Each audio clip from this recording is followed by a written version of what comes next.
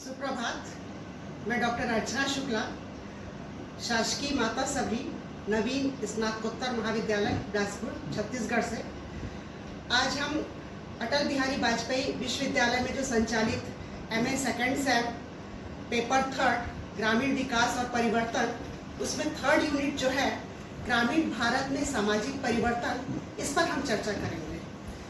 वैसे आप लोगों ने सामाजिक जो परिवर्तन है इसको बीए में आप पढ़ चुके हैं, तो उसमें मैं ज़्यादा विस्तार में नहीं जाऊंगी। जो मुख्य जो आज हमारा विषय है ग्रामीण भारत में सामाजिक परिवर्तन, इस पर मैं चर्चा करूंगी। केवल इतना आपको मैं बताना चाहूँगी कि जो सामाजिक परिवर्तन है, जो गिन्सबर्ग जो विद्वान है, जॉनसन जो विद्वान है, उनका यह मत है कि समाज की जो संरचना में जो भी परिवर्तन होते हैं वो सभी सामाजिक परिवर्तन के अंतर्गत आते हैं। आप जानते हैं कि भारत जो देश है ये गांव का देश है, कृषि प्रधान जो हमारा भारत देश है ये कृषि पर आधारित है। जो परिवर्तन है वह एक सर्वव्यापी नियम है। हम ये देखते हैं कि प्रकृति में भी परिवर्तन होते हैं, हर क्षेत्र में परिवर्तन होते हैं।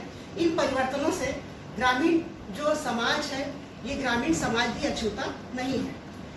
नगरीय समुदाय की तुलना में यदि हम देखें तो ग्रामीण समुदाय में परिवर्तन की जो गति होती है वो कुछ मंद होती है, धीमी होती है।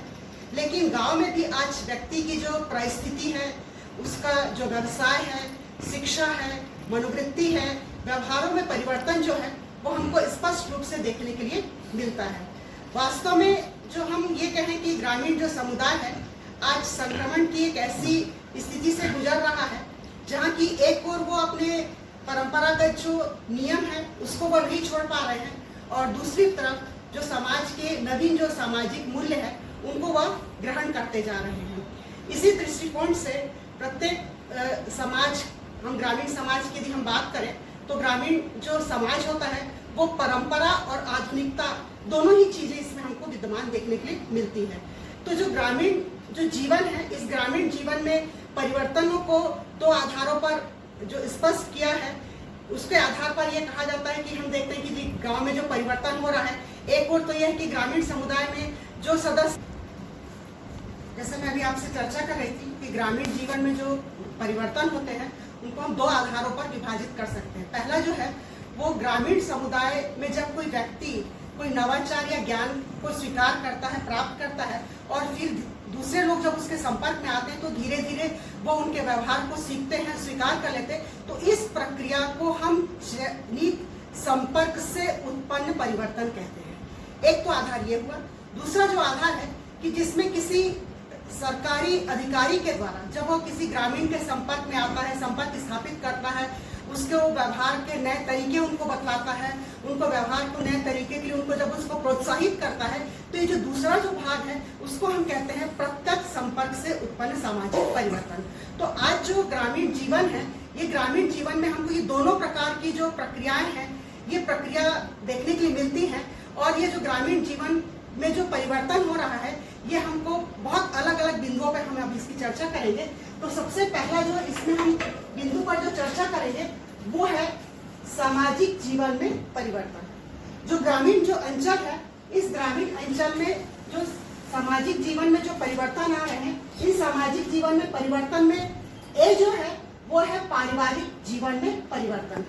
तो जो ग्रामीण अंचल है वहाँ पे ग्रामीण जो समाज है वहाँ पे परिवारों में भी परिवर्तन आ रहा है। आप देख रहे हैं कि वहाँ पे जो ग्रामीण अंचल होते हैं, जैसे कि आप जानते हैं कि वहाँ का मुख्य जो व्यवसाय होता है वो कृषि होता है। कृषि के लिए बहुत सारे लोगों की आवश्यकता होती है, इसलिए वहाँ पे संयुक्त परिवार की प्रणाली पाई जाती थी। मगर अब ये जो संयुक्त परिवार है वो अब धीरे धीरे टूट रहा है।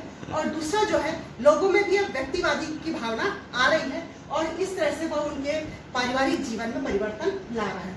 बी हम देखते हैं कि ग्रामीण विवाह में परिवर्तन। पहले ग्रामीणों में यह होता था कि लड़का और लड़की के कोई सहमति नहीं ली जाती थी और विवाह तय हो जाते थे, लोग उसको स्वीकार कर लेते थे। मगर आज आप देखते हैं कि ग्रामीण अंचल में भी जो लड़का और लड़की है इनकी सहमति आवश्यक है। जो बाल विवाह है, अधिनियम बहुत सारे बन चुके हैं, तो बाल विवाह पर भी प्रतिबंध हो गया है। और ग्रामीण जो अंचल है यहाँ पे भी अब अधिक उम्र में जो है वो विवाह हो रहे हैं। सी जो है वह है ग्रामीण जाति संरचना में परिवर्तन। जाति जो है प्रमुख आधार है ग्रामीण समाज का, और उनमें परिवर्तन आ रहा है। आप देखते हैं कि जो जातिगत नियम होते थे वो शिथिल हो रहे हैं। जाति के संदर्भ में आप लोगों ने बीए में भी पढ़ा है, और अभी आपका जो ये पार्ट जो पेपर है आपका, ये थर्ड पेपर है ग्रामीण जो परिवर्तन और विकास में, इसमें इसके पहले एक टॉपिक है जो पूरा जनजाति पर पूरा जो जाति प्रथा पर आधारित है।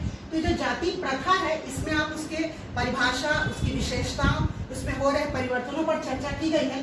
तो जो जातिगत जो नियम है, जो उच्च जाति का व्यक्ति निम्न जाति के यहाँ भोजन नहीं ग्रहण करेगा, ऐसे बहुत सारे नियम हुआ करते थे। अब ये नियम धीरे धीरे शिथिल हो रहे हैं। दूसरा जो है वह है खान पान प्रतिबंध। खान पान पे जो प्रतिबंध होता था कि अमुक व्यक्ति किसी के यहाँ नहीं जाएगा, पानी नहीं पिएगा, उसके घर में नहीं बैठेगा, कौन सा कच्चा भोजन खाएगा, कौन सा पक्का भोजन खाएगा, ये प्रतिबंध भी अब खत्म हो रहे हैं। अब ग्रामीण अंचल में आप देखते हैं कि बहुत सारे होटल वहाँ खुल गए हैं, छोटे छोटे दुकान खुल गए हैं। तो जब कोई व्यक्ति बाहर से आता है तो ये नहीं पूछता कि वो किस जाति या धर्म का है, वो केवल जाता है और उसको भूख लगती है तो वो अपनी भूख को वहाँ पे मिटाता है। अगला जो है वह है छुआछूत की भावना में कमी। पहले बहुत प्राचीनतम समय में होता था कि अमुक व्यक्ति कुएं से पानी नहीं ले सकता है, मंदिरों में नहीं जा सकता है। छुआछूत की जो भावना थी, ये छुआछूत की भावना भी अब धीरे धीरे कम होती जा रही है। बहुत सारे अधिनियम इससे बन चुके हैं। अगला जो है वह है जातिगत व्यवसाय में परिवर्तन। पहले एक जो जाति हुआ करती थी, उस जाति का अपना कोई ना कोई परंपरागत व्यवसाय हुआ करता था। जैसे कि कुम्हार है, उसका क्या काम है, जो नाई है उसका क्या काम है, धोबी है उसका क्या काम है। तो हर जाति का अपना कोई ना कोई व्यवसाय हुआ करता था। आज ये कोई जरूरी नहीं है कि जो व्यक्ति जिस जाति का है वह केवल उसी जाति के ही व्यवसाय को स्वीकार करेगा। वो अपने जातिगत व्यवसाय को छोड़ करके दूसरे व्यवसाय को भी वह स्वीकार कर सकता है, दूसरे जाति के व्यवसाय को स्वीकार कर सकता है। अगला डी है ग्रामीण मूल्यों व मान्यताओं में परिवर्तन। तो ग्रामीण जो अंचल है, इस ग्रामीण अंचल, ग्रामीण जो समाज है, यहाँ पे व्यक्तियों के जो मूल्य हैं, उनकी जो मान्यताएं हैं, वो भी धीरे धीरे परिवर्तित हो रही हैं। इसमें आप देखते हैं कि लोगों की जो मनोवृत्तियां हैं वो बदल रही हैं, सोचने का तरीका बदल रहा है, सोचने का नजरिया बदल रहा है।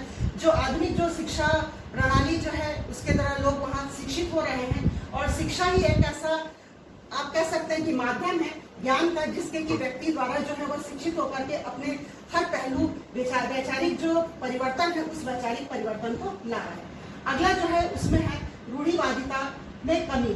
व्यक्ति जब शिक्षित होगा तो रूढ़िगत जो परंपरा कौन सा उचित है अनुचित है, इसको वो धीरे धीरे त्यागते जा रहा है। पहले ग्रामीण समाज भी बहुत रूढ़िवादी हुआ करता था, मगर आज आप देखते हैं कि वो जो रूढ़िवादिता की जो प्रवृत्ति है वो धीरे धीरे कम होती जा रही है, और व्यक्ति जो है उसके विचारों में सजगता आपको देखने के लिए मिलती है। दूसरा जो पॉइंट है, पहले हमने पॉइंट पे चर्चा की सामाजिक जीवन में परिवर्तन, अब हम चर्चा करेंगे ग्रामीण आर्थिक जीवन में परिवर्तन। केवल सामाजिक जीवन पर ही परिवर्तन नहीं पड़ा है, बल्कि उनके जो आर्थिक पहलू है उन आर्थिक पहलुओं में भी परिवर्तन आया है। इसके अंतर्गत पहला यदि हम बिंदु पर चर्चा करें तो वह है कृषि के क्षेत्र में आधुनिकीकरण। जो आधुनिकी जो तरीके हैं, जो तकनीक है, उसमें आप देखते हैं कि वो मशीनरी का उन्नत जो बीज है उनका वो उपयोग कर रहे हैं, उत्पादन में वृद्धि हो रही है, और उत्पादन में वृद्धि के साथ साथ वहाँ के लोगों का जो रहन सहन है, उस लोगों के रहन सहन में भी बहुत अधिक परिवर्तन आया है। आज जो व्यक्ति एक गांव में रहता है तो उसके यहाँ भी आप जाएंगे तो देखेंगे कि उसके यहाँ फ्रिज है, एसी है, मतलब जो तमाम सुविधाएं जो एक नगर में आपको देखने के लिए मिलती है वो गाँव में भी आपको देखने के लिए मिल सकती है। दूसरे बिंदु पर यदि हम चर्चा करें तो वह है कृषि का व्यापारीकरण। अब व्यक्ति केवल अपनी जीविका चलाने के लिए, अपने परिवार का भरण पोषण करने के लिए केवल कृषि का कार्य नहीं करता, बल्कि कृषि का जो कार्य है वो उसको एक व्यापार के रूप में ले रहा है। वो चाहे सब्जी उगाता है, उसको बेचता है, चाहे बहुत अधिक तादाद पर वह अनाज उगाता है, तिल, धान, गेहूँ, चना, मसूर, बहुत सारी जो चीजें हैं उनका वो उत्पादन करकर उसको बाजार में बेचता है और उसको एक व्यापार के रूप में स्वीकार करता है। अगला हम देखते हैं कि बंधुआ मजदूर प्रथा की जो समाप्ति हो गई है। पहले समय में जमींदारी व्यवस्था हुआ करती थी, जहाँ पे व्यक्ति बंधुआ मजदूर की तरह कार्य करता था, वो वहाँ पे केवल कार्य करता था और उसके एवज पे उसके भरण पोषण के लायक थोड़ा सा उसको चाहे मूल्य के रूप में अनाज या पैसे दे दिया जाता था, और वह अपनी स्वेच्छा से कहीं दूसरे जगह जाकर के वह काम नहीं कर सकता था, वो एक बंधुआ की तरह वहाँ पे रहता था। मगर बंधुआ जो मजदूर प्रथा है ये समाप्त हो चुकी है। अब ग्रामीण अंचल अपनी स्वेच्छा से जहाँ पे भी जाकर के कार्य कर सकते हैं। आप देख रहे हैं कि वर्तमान समय में जो कोरोना की स्थिति है, पेपर में आप देख रहे हैं, न्यूज में आप देख रहे हैं कि ग्रामीण अंचल के जो खासतौर पे मजदूर श्रमिक वर्ग जो है वो पलायन करके दूसरे राज्यों में जाता है, दिल्ली, हैदराबाद, अन्य जगह, और वहाँ पे काम ढूंढता है और काम ढूंढ करके करता है। मगर अभी कोरोना के कारण वहाँ पे फंस गए और जो राज्य शासन है वहाँ ने केंद्र शासन से उन्हें चर्चा की और बहुत सारी ट्रेनों के माध्यम से जो मजदूर बाहर पलायन कर चुके थे रोजगार के लिए, उनको पुनः फिर वह यहाँ पे अपने मूल जो उनका निवास स्थान है वहाँ पे लाया जा रहा है। अगला है विभिन्न विकास की योजनाएं। केंद्र सरकार या अन्य राज्य सरकार के, अगर आप देखते हैं कि बहुत सारी विकास की जो योजनाएं संचालित की जाती है, इनका मुख्य उद्देश्य यही होता है कि ग्रामीण अंचल के जो लोग हैं जिनका मुख्य व्यवसाय कृषि है, तो उनको उन योजनाओं के माध्यम से अधिक उनका लाभ उठाएं और इन योजनाओं में बहुत सारी उनको छूट दी जाती है, बहुत सारे ऋण जो है उनके माफ किए जाते हैं और उनको कम से कम दर पर हर चीजें उपलब्ध। अभी तीसरा जो बिंदु है वो हमारा है ग्रामीण राजनीतिक जीवन में परिवर्तन। राजनीति जो है वह केवल नगरीय या शहरी क्षेत्रों में ही आपको दिखने के लिए मिलती, परंतु जो ग्रामीण अंचल है वहाँ पे भी राजनीति का जो बाहुल्य है वो आपको देखने के लिए मिलता है। पहले ये हुआ करता था कि गांव का जो मुखिया होता था वो वहाँ का पूरा नेतृत्व करता था और ये जो मुखिया होता था वो वंश परिवर्तित हो गया है। अब ये वंश पर आधारित नहीं है, व्यक्ति अपनी योग्यता के आधार पर जो व्यक्ति जितना काम करेगा समाज के लिए अपने, वो लोकप्रिय होता है और वहाँ पे फिर एक नेता के रूप में उसकी एक छवि बनती है और वो व्यक्ति वहाँ पे नेतृत्व करता है। ग्रामीण जो अंचल है, इन ग्रामीण अंचलों में भी जो राजनीतिक जो चेतना है, इस राजनीतिक चेतना का विकास हो रहा है और साथ ही साथ व्यक्ति जो है वो अपने राजनीतिक जो अधिकार हैं उनको क्या करना है क्या नहीं करना है, इसके संदर्भ में उनमें जागरूकता भी लगातार आती जा रही है। अगला चौथा जो बिंदु है वो है धार्मिक जीवन में परिवर्तन। जैसे कि आप जानते हैं कि जो ग्रामीण अंचल है, ये ग्रामीण अंचलों में धर्म प्रधान होता है। यहाँ के लोग कृषि से जुड़े होते हैं और कृषि से जुड़े होने के कारण हर यहाँ पे जो त्यौहार होते हैं उनका संबंध कृषि से होता है। उनके बुआई के संदर्भ में या उनके हल की पूजा की जाती है। तो इस प्रकार से कुल मिलाकर यदि हम देखें तो ग्रामीण जो अंचल होता है वो ग्रामीण अंचल धर्म प्रधान होता है, मगर इन धार्मिक जो रीति रिवाज है उनमें भी आज हम देख रहे हैं कि बहुत हद तक ही परिवर्तन आ रहा है। तो उनमें आप देखते हैं कि पहले की अपेक्षा लोगों में जो अंधविश्वास है वो धीरे धीरे कम होता जा रहा है और इसका जो मुख्य कारण है वो यही है कि लोग शिक्षित हो रहे हैं और शिक्षा के आधार पर अंधविश्वासों में कमी आती जा रही है। दूसरा यदि हम देखें कि जो धार्मिक जो नियम होते थे वो पहले जितने कड़े होते थे धार्मिक नियम, अब उन धार्मिक नियमों में शिथिलता आपको देखने के लिए मिल रही है। अगला जो हम चर्चा करते हैं कि जो धार्मिक जो कर्मकांड है, ये धार्मिक कर्मकांड पहले की अपेक्षा बहुत कम होते गए हैं। अब व्यक्ति जो है जितना आज की जो भागम दौड़ की जिंदगी है, व्यक्ति जो है उसके हिसाब से अपने कर्मकांडों को संचालित करता है। अगला हम देखें इसी धार्मिक पहलू के अंतर्गत, तो यहाँ पे जो भी त्यौहार मनाए जाते थे अब वो केवल आस्था तक ही नहीं जुड़े हैं, आस्था के साथ व्यक्ति जो है उसमें जो मनोरंजन है, इन मनोरंजन की प्राप्ति करता है। तो धर्म जो है ये आप देख रहे हैं कि धर्म के क्षेत्र में भी बहुत सारे जो परिवर्तन है वो हमको देखने के लिए मिल रहे हैं। अब हम चर्चा करेंगे ग्रामीण जीवन में जो परिवर्तन हो रहे हैं उन परिवर्तनों के लिए कौन कौन से जो कारक हैं वो उत्तरदायी हैं, जो कारक हैं वो परिवर्तन ला रहे हैं। इसमें डॉक्टर A.R. देसाई ने ग्रामीण परिवर्तनों के लिए दो कारकों का उन्होंने उल्लेख किया है।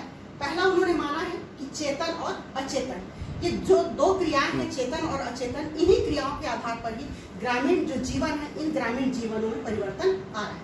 पहले हम चर्चा करेंगे, इसके पहले भी मैंने आपसे चर्चा की है विकास योजनाएं। तो विकास जो शासन के द्वारा विकास की बहुत सारी योजनाएं संचालित होती हैं, तो इसके आधार पर जो छोटे जो किसान हैं उनकी स्थिति में सुधार हो रहा है और उनके रहन सहन में भी परिवर्तन आ रहा है। दूसरा जो सबसे महत्वपूर्ण जो कारण हम कह सकते हैं वो है नगरीकरण। अब जो गांव के जो लोग हैं रोजगार की तलाश में शहरों में जाते हैं। अभी जैसे मैंने आपसे चर्चा की कि गांव के जो लोग हैं वो पलायन कर रहे हैं रोजगार के लिए, तो जब वो शहरों में जाते हैं तो शहर में जाते हैं वहाँ की विशेषताओं को स्वीकार करते हैं, वहाँ के रहन सहन को स्वीकार करते हैं और वहाँ की विशेषताओं को लेकर के जब वो गाँव में आते हैं तो वहाँ के जो अन्य जो लोग हैं उनके रहन सहन उनको देख करके वो अपने जीवन में वो परिवर्तन करते हैं। तो हम ये कह सकते हैं कि नगरीकरण एक बहुत बड़ा कारक है परिवर्तन के लिए। अगला है संचार के नवीन साधन। संचार के बहुत सारे साधन हो गए हैं, बस, ट्रेन, अन्य जो माध्यम है जिसके द्वारा व्यक्ति एक स्थान से दूसरे स्थान आसानी से आ जा सकता है और वह आत्मनिर्भर भी बनता जा रहा है। वो यदि सब्जी उगा रहा है, फल उगा रहा है, दूध उत्पादन कर रहा है तो इसको गांव से वह शहर की ओर लाता है और उसको ज़्यादा कीमत पर वो शहरों में बेचता है। गांव में उतनी कीमत उसको नहीं मिलती है। जैसे कि मान लीजिए गांव में यदि 1 लीटर दूध की कीमत उसको 20 रुपये मिलती है, मगर शहर में उसी दूध की कीमत उसको 40 रुपये मिलती है। तो इस तरह से वह व्यक्ति जो है उसके रहन सहन में परिवर्तन आ रहा है। अगला हम देखते हैं आधुनिक शिक्षा। तो नगर में जो शिक्षा प्राप्त करने के लिए जो ग्रामीण अंचल के लोग हैं वो भी आज नगरों में आ रहे हैं, शिक्षा प्राप्त कर रहे हैं, उच्च शिक्षा प्राप्त कर रहे हैं। बहुत सारे कोचिंग जो संस्थाएं हैं वहाँ पे वो एडमिशन ले रहे हैं, वहाँ पे शिक्षा प्राप्त कर रहे हैं, किसी न किसी रोजगार की तैयारी के लिए कर रहे हैं। तो इस तरह से शिक्षा प्राप्त कर जब वह अपने गांव वापस जाते हैं तो वहाँ का जो माहौल है उससे प्रभावित होकर के वहाँ के लोग भी प्रभावित होते हैं। और इस तरह से जो नई पीढ़ी के जो विचार हैं वो केवल नई पीढ़ी तक ही नहीं रहते, उनके संपर्क में उनके जो पुराने पीढ़ी के उनके दादा हैं, नाना हैं या बुजुर्ग जो हैं वो उनके विचारों से प्रभावित होते हैं और वह भी बुजुर्ग भी अपने जीवन में परिवर्तन लाते हैं। अगला यदि हम देखते हैं इसमें कि प्रजातांत्रिक नेतृत्व। अब नेतृत्व वही कर सकता है जिसमें कि समूह कल्याण की भावना होती है। इसके पहले जैसे कि मैंने चर्चा की कि पहले जो नेतृत्व का आधार होता था वह वंश परंपरा के आधार पर होता था। पहले पिता करता था, फिर उसका पुत्र, फिर उसका पुत्र। मगर अब नेतृत्व का आधार पूरी तरह से परिवर्तित हो गया है। जो व्यक्ति समाज के लिए सोचेगा, समाज कल्याण के लिए कार्य करेगा, अब लोग उसी को अपना नेता चुनते हैं। अगला जो है वह है भूमि सुधार। तो जमींदारी जो उन्मूलन के आधार पर आप देखते हैं कि इसमें भूमि सुधार की प्रक्रिया पाई जाती थी और इसके आधार पर जो छोटे किसान होते थे उन छोटे किसानों को भी लाभ मिलता था। अगला हम देखते हैं कि कृषि की नवीनतम विधियां। तो कृषि जो मुख्य व्यवसाय है ग्रामीणों का, ग्रामीण अंचल का, तो वहाँ पे आप देख रहे हैं कि मशीन के माध्यम से, उन्नत बीज के माध्यम से, वहाँ के बहुत सारे कीटनाशक औषधि जो होते हैं उनके आधार पर बोने के लिए वो मशीन का प्रयोग करते हैं, फसल को काटने के लिए वो मशीन का प्रयोग करते हैं। तो इस तरह से आप देख रहे हैं कि जो नई जो तकनीक है उस नई तकनीक को वो कृषि में स्वीकार करते हैं, उसको अपनाते हैं और उत्पादन अधिक करके अपने जीवन के रहन सहन में परिवर्तन ला रहे हैं। इसके साथ साथ जो व्यक्ति का जो सोचने का नजरिया है, उनकी जो मनोवृत्तियां हैं वो मनोवृत्तियां भी लगातार परिवर्तित हो रही हैं। अब जो अंतिम जो है कारक उसके रूप में है सामाजिक अधिनियम। जब स्वतंत्रता के बाद भारत में बहुत सारे अधिनियम बने हैं जिसमें है बाल विवाह पहले जो हुआ करते थे, जो एक उसको समाप्ति की गई। जो पहले बहुपत्नी प्रथा थी उसकी समाप्ति की गई। जो अस्पृश्यता के संदर्भ में भी अधिनियम बने हैं। तो ऐसे बहुत सारे जो समाज की, हम कह सकते हैं कि ये जो बाल विवाह है या बहुपत्नी प्रथा है या अस्पृश्यता की भावना, ये एक बुराई थी समाज की। इस बुराई को दूर करने के लिए बहुत सारे अधिनियम बने हैं और इन अधिनियम के आधार पर भी ग्रामीण जो अंचल है यहाँ के लोगों के सोचने विचारने के जो परिवर्तन आपको देखने को मिल रहा है। इसके आधार पर हम ये देख रहे हैं कि कुल मिलाकर के कि निष्कर्ष के तौर पर हम देखें तो जो ग्रामीण जो जीवन है, इन ग्रामीण जीवनों में जो परिवर्तन आ रहे हैं इसके लिए 2 फैक्टर महत्वपूर्ण है। एक जो है वो है नगरीकरण और दूसरा हम लेते हैं औद्योगिकरण। तो ये जो दोनों फैक्टर हैं, दोनों जो कारक हैं, औद्योगिकरण और नगरीकरण, इसी कारण से ग्रामीण जो समाज है इनमें आज आमूलचूल परिवर्तन दिखाई दे रहा है। आज का जो ये व्याख्यान था इसके लिए जो संदर्भ पुस्तकें मैंने जो ली हैं उसमें जो पहली किताब का मैं नाम आपको बताना चाहूँगी, जिसको रेफरेंस के रूप में आप पढ़ सकते हैं। इसमें से और आप मटेरियल ले सकते हैं जो आगे आपको लाभकारी होगा। पहला जो है उसमें है ग्रामीण समाजशास्त्र और डॉक्टर जी के अग्रवाल और डॉक्टर SS पांडे। दूसरा है भारत में ग्रामीण समाज, डॉक्टर DS बघेल।